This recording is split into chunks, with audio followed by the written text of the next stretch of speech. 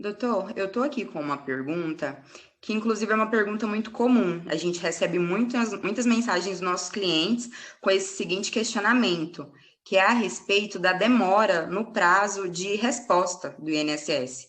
Essa cliente específica, ela está esperando um retorno sobre o auxílio-doença há 5 meses. O que o senhor tem para falar para a gente sobre essa questão do prazo? O que o STF decidiu recentemente sobre esses prazos também, que é uma notícia bem relevante para esse momento específico que a gente está vivendo? O senhor pode estar falando para a gente sobre esse tema? Keila, teve sim uma alteração significativa. Se você procurar sites oficiais, por exemplo, como o próprio BTP, que eu cito, e nós tivemos um artigo no blog falando sobre isso, houve uma prorrogação dos prazos, entendendo por quê. Teve uma demanda pelo benefício, né? E várias notícias de fila de espera. Tem uma que fala, inclusive, que tem mais de 1 milhão de benefícios em fila de espera. Também teve um fator da reforma previdenciária, onde muitos procuraram ali para pleitear os seus benefícios, isso é normal, houve uma corrida desenfreada aí, tanto pela reforma como pela pandemia também, e que agravou, porque o INSS, né, tem algumas dificuldades normais pela própria tramitação do processo, e o resultado é a demora. Só que essa demora, até me permita ler aqui, ela foi pontuada no ano passado com a homologação no STF de uma prorrogação desses prazos. Por exemplo, o salário maternidade até 30 dias para a resposta do processo. A aposentadoria por invalidez ou acidente, 45 dias. Auxílio-doença e acidente de trabalho, 45 dias. Pensão por morte, 60 dias. E se estende, benefício assistencial para o idoso, 90 dias. Benefício para a pessoa com deficiente, 90 dias. O que é isso, afim? Porque a legislação fala em até 60 dias. Se passasse desse período, qual poderia ser o movimento do segurado ou do beneficiário? Conseguir na justiça esse benefício. Então, o prazo que ele tem ali para pensar é essa prorrogação. Passada essa prorrogação, e o caso falou tem 5 meses, ele já poderia se movimentar para pensar uma ação judicial para ter o benefício restabelecido, tá?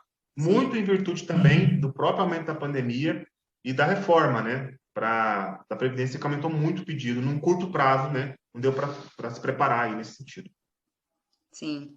E assim, a gente ouve notícias relacionadas ao INSS, onde afirmam que, por conta da pandemia, o quadro de funcionários ficou bem reduzido, Uhum, então tem toda essa uhum. questão. Mas até mesmo antes da pandemia, a pilha lá de processos parados ali esperando por uma análise já era uma coisa que já era algo que existia, já era real essa situação, né? Uhum, sim, Então, sim. assim, já é pensando em uma forma do segurado se precaver ali, na hora de pedir o seu auxílio, na hora de solicitar a sua aposentadoria, o que ele poderia estar fazendo, quais são as dicas que a gente tem para ele nesse momento, cita para a gente sobre o planejamento de aposentadoria, no que ele impacta também a respeito desse prazo, né, desse período para concessão, qual que é o gancho que a gente pode fazer e uma dica que pode ficar aí para o nosso cliente.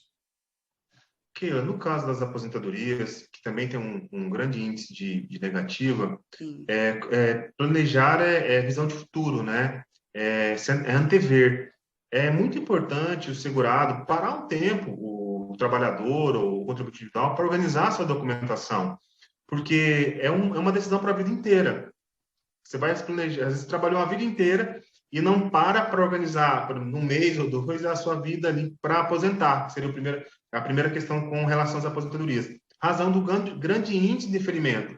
O INSS, por si só, eu quero acreditar nisso, não tem intenção de negar nenhum benefício. Só que para decidir, assim como em qualquer processo, a tramitação tem que ser segura. O A segurado gente tem que entende apresentar que tem documentação. a burocracia, né? Que existe Isso, sempre.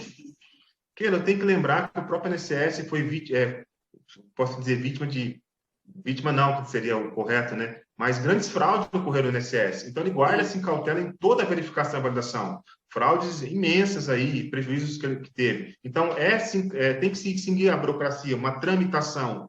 E o processo pode ser eficiente. Por exemplo, se eu pego o histórico de um trabalhador que faz o planejamento, no momento que você está planejando, você sabe, por exemplo, se ele trabalhou no exterior, se ele trabalhou em serviço público, se ele já serviu a carreira militar e não está averbado, se ele tem tempo de rural. situações que o segurado pode ganhar tempo ali, né? Por essas questões que não estão averbadas no extrato previdenciário, muitas vezes, né? Sim. Então, e permitir que quando ele estiver realmente indo para o processo administrativo ali, ele consiga ganhar, inclusive, na esfera administrativa, porque a documentação está completa. Então, é fazer isso antes. E aí é a ideia do planejamento previdenciário, que pode ser uma ferramenta ou um mecanismo que permita, por exemplo, ele saber qual seria o valor e quando ele estaria aposentando e qual a melhor modalidade, né? Quando compensa pagar mais, menos. Esses ajustes ele consegue fazer antes mesmo de aposentar. Porque depois da decisão tomada, né, aquela é a documentação suporte para isso, né? Então, é fazer antes. Com relação aos benefícios incapacitantes, é realmente comprovar ali o pedido, aquele vinho, aquela incapacidade, seja ela permanente ou temporária. E aí é realmente os documentos, os laudos médicos atualizados que fazem prova a esse pedido, né? É bem interessante estar completo, é bem interessante estar, de novo, repito, atualizado, para que a chance de êxito seja cada vez maior, né? E não espere tanto para ter o processo ali analisado. Verificar realmente lá tem os campos específicos, se você está colocando o seu documento no campo certo, comprovante de endereço, se os documentos de suporte estão sendo tanto anexados como autenticados, você tem que clicar lá para autenticar, para que a tramitação administrativa ocorra com eficiência também. Isso também é dever de segurado, né? Ajudar na condução do processo também. Sim. Então, além de preparar a documentação, né, de organizar de maneira que evite o indeferimento, né, que você prepara ali tudo que você precisa, todos os seus dados comprobatórios. Então, além de ter essa preparação, você ainda consegue ter uma previsão de valores, do período que você ainda precisa contribuir. Então, é assim, é de fato um planejamento bem específico, onde você tem ali em mãos todas as informações necessárias para você decidir ali os passos seguintes. Seria isso. Sim, Keila, você falando, quando você estava falando, eu estava lembrando, cada segurado tem a sua história, né, Keila? Sim. De trabalho, de atividade, né? E muitas vezes você escuta, mas o outro aposentou dessa forma, o outro do outro, por exemplo. Às vezes você está na empresa, vamos pegar uma Cada caso empresa. é um caso, né? Cada caso essa premissa vale também. Porque eu vou dar um exemplo. Às vezes você tem na empresa o pessoal do administrativo e tem outro pessoal que está em atividade especial, que está ali e se enquadra em outra atividade.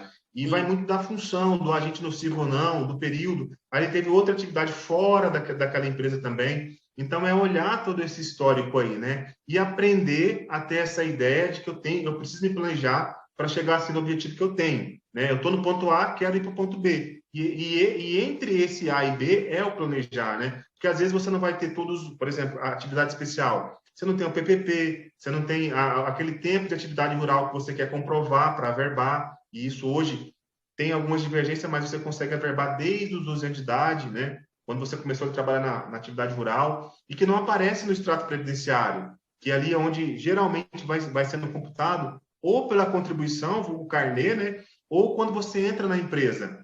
É ter um olhar realmente para a aposentadoria, mesmo que esteja novo, porque hoje você tem 40, mas amanhã você vai estar numa idade adequada, tá? O planejamento serve para te ajudar e auxiliar na tomada de decisão, tá, Keila? É para isso que Serve serve o para planejamento. todos. Serve para todos, claro.